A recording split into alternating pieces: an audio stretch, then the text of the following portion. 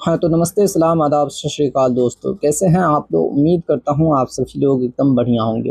तो साथियों, आज के इस लेक्चर में हम लोग देखने वाले हैं class 10th Bihar board exam 2026 में आने वाले 10 महत्वपूर्ण वीवीआई ऑब्जेक्टिव क्वेश्चंस को, जो कि सामाजिक विज्ञान से रिलेटेड होंगे। देखिए साथियों, हम जो आपको 10-10 करके ऑब्जेक्टिव क्वेश्चंस का सीरीज करवा रहे हैं साथियों, जिसमें हमने ऑलरेडी सामाजिक विज्ञान के part 1, part 2, part 3, part 4, part 5 के 10 वीवीआई ऑब्जेक्टिव क्वेश्चंस करवा चुके हैं साथियों।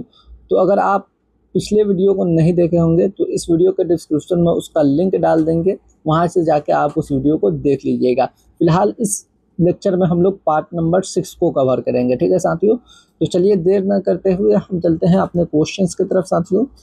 तो देखिए साथियों, आज का आपका फर्स्ट नंबर जो क्वेश्चन है साथियों, पार्ट नंबर 6 का जो फर्स्ट नंबर क्वेश्चन है साथियों, क्वेश्चन क्या कह रहा है देख लेते हैं। कह रहा है कि पुनः स्वराज का प्रस्ताव कांग्रेस के द्वारा कब पारित किया गया था। तो पुनः स्वराज का प्रस्ताव कांग्रेस के द्वारा जो पारित किया गया था साथियों, वो 1929 में किया गया था। ठीक है साथियों, कब किया गया था? 1929 में किया गया था। देख लीजिए यहाँ पे ऑप्शन नंबर सी में 1929 लिखा हुआ है, जो कि करेक्ट आंसर है। चलिए नेक्स्ट क्वेश्चन की तरफ चलते हैं। नेक्स्ट देखिए आपका सेकेंड नंबर साथियों क्वेश्चन से, क्वेश्चन क्या कह रहा है कि भारत कोकिला के नाम से कौन जाने जाती थी। तो भारत कोकिला के नाम से जो जानी जाती थी वो आपका कौन थी साथियों? सरोजिनी नायडू। ठीक है साथियों, कौन थी? सरोजिनी नायडू थी। ठीक है, तो इसका करेक्ट आंसर क्या हो जाएगा? Option number A is correct answer. ठीक है, चलिए नेक्स्ट क्वेश्चन की तरफ चलते हैं। नेक्स्ट देखिए आपका 3 नंबर साथियों क्वेश्चन से, क्वेश्चन क्या कह रहा है कि स्वराज मेरा जन्मसिद्ध अधिकार है, ये किसका नारा था। ठीक है, स्वराज मेरा जन्मसिद्ध अधिकार है, ये किसका नारा था, ये बताना है। तो ये नारा था आपका बाल गंगाधर तिलक जी का। ठीक है साथियों, तो इसका करेक्ट आंसर क्या हो जाएगा? Option number C is correct answer.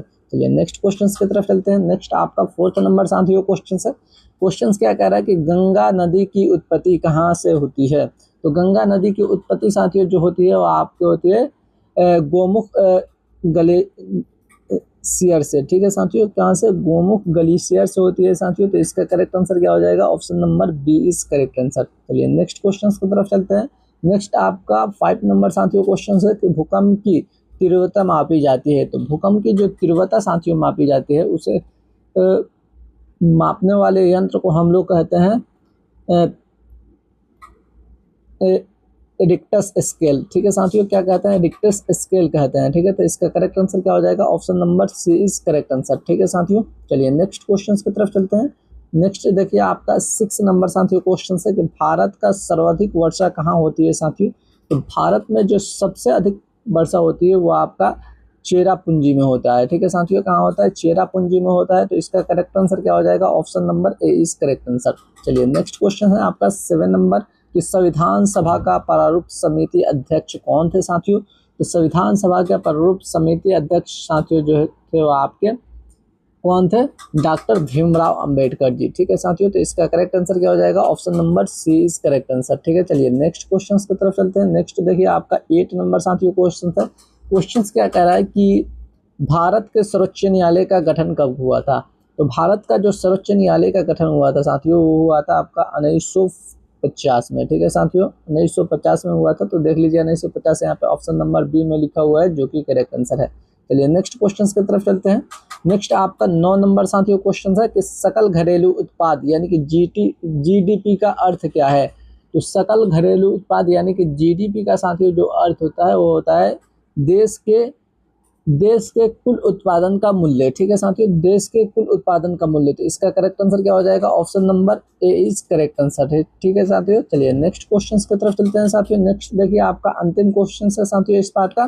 Question क्या कह रहा है कि प्रत्यक्ष कर यानी कि टेक्स्ट डायरेक्ट टेक्स्ट का उदाहरण क्या है। ठीक है साथियों, डायरेक्ट टेक्स्ट का उदाहरण बताना है, इनमें से कौन सा है। तो इनमें से जो डायरेक्ट टेक्स्ट का उदाहरण हो जाएगा साथियों, हो जाएगा आपका आयकर यानी कि इनकम टैक्स। ठीक है साथियों, यही आपका डायरेक्ट टैक्स का उदाहरण है। ठीक है, तो इसका करेक्ट आंसर क्या हो जाएगा? Option number B is correct answer. तो चलिए साथियों, बस आज के लिए इतना ही रहने देते हैं। आप सभी क्वेश्चंस को अच्छे तरीके से देख लीजिएगा और संभव हो तो उतार भी लीजिएगा। और याद कर लीजिएगा, अपने दिमाग में बैठा लीजिएगा, क्योंकि ये सभी क्वेश्चंस बहुत ही इंपॉर्टेंट है साथियों। तो चलिए बस आज के लिए इतना ही रहने देते हैं। आपसे एक निवेदन है कि अगर आप इस चैनल पर नए हैं तो चैनल को सब्सक्राइब कर लीजिए, वीडियो को लाइक कर दीजिए, साथ में वीडियो को शेयर करना ना भूलिएगा साथियों। चलिए मिलते हैं नेक्स्ट वीडियो में, तब तक के लिए जय हिंद, बाय बाय।